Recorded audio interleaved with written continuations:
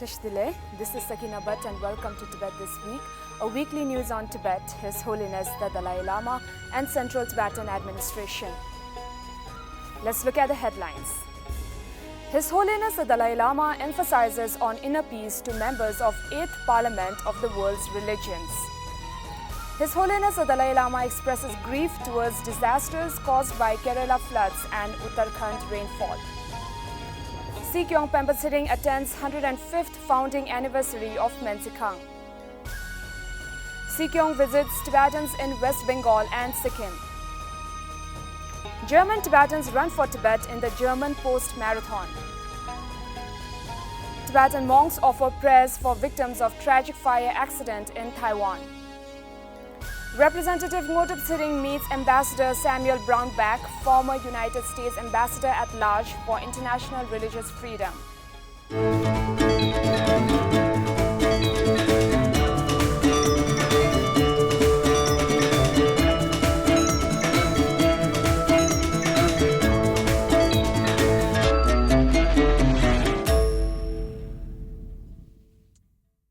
In his message to the 8th Parliament of the world's religion, Tibetan spiritual leader, His Holiness the Dalai Lama, urged the members of the Parliament to take a more proactive role in bringing out peace and harmony whenever there is an issue in the name of religion.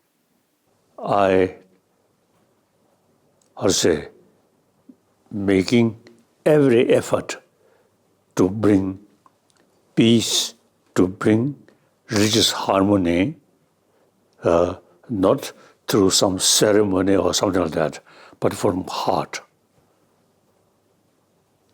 So our 8th Parliament of World Religious Conference,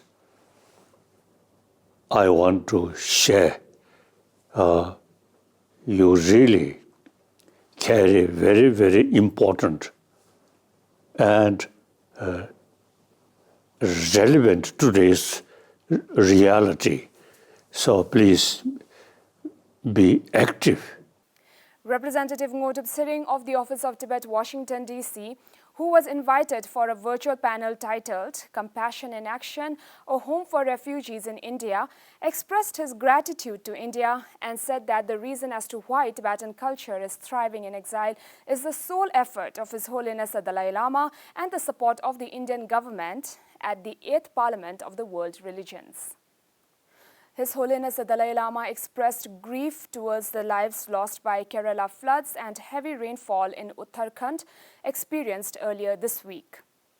His Holiness had written to Sri Pinarayi Vijayan, Chief Minister of the Southern Indian state of Kerala, and Sri Pushkar Singh Dhami, Chief Minister of the Northern Indian state of Uttarakhand, to offer his condolences to the deceased families of their respective states.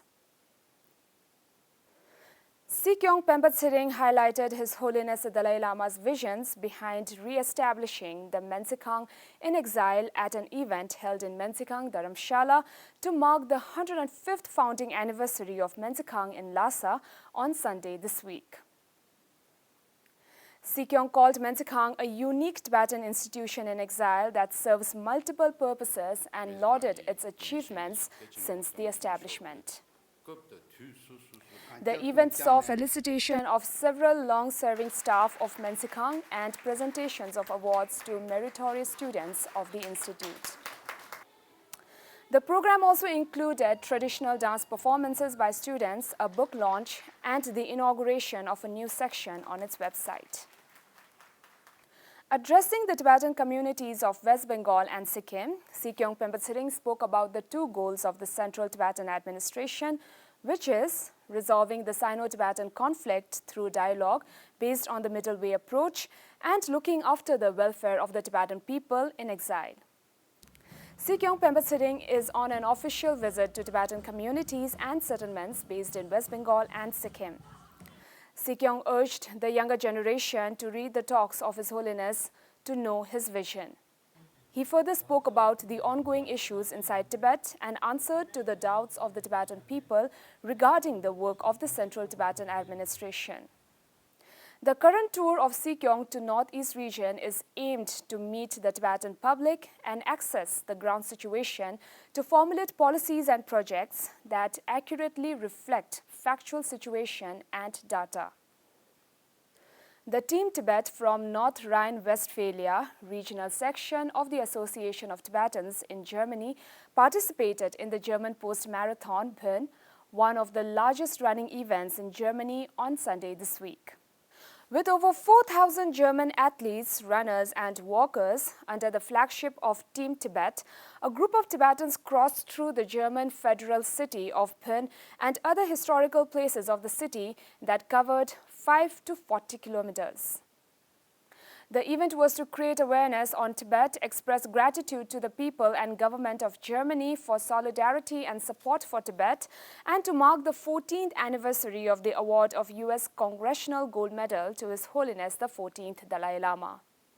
Over 60 Tibetan Buddhist monks in Taiwan offered prayers for those who were injured and lost their lives in a fire accident that engulfed a 13-story building in Kaohsiung, a city in Taiwan's south, on October 14th.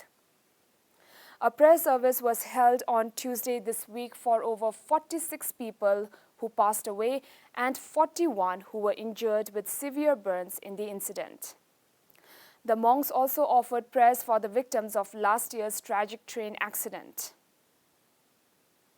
Representative Ngodup Tsering and Secretary Tashi Dundup met with former United States Ambassador at Large for International Religious Freedom, Samuel Brownback, at a special meeting of the China Coalition for Religious Freedom held at Reagan Building in Washington, D.C. on Wednesday this week.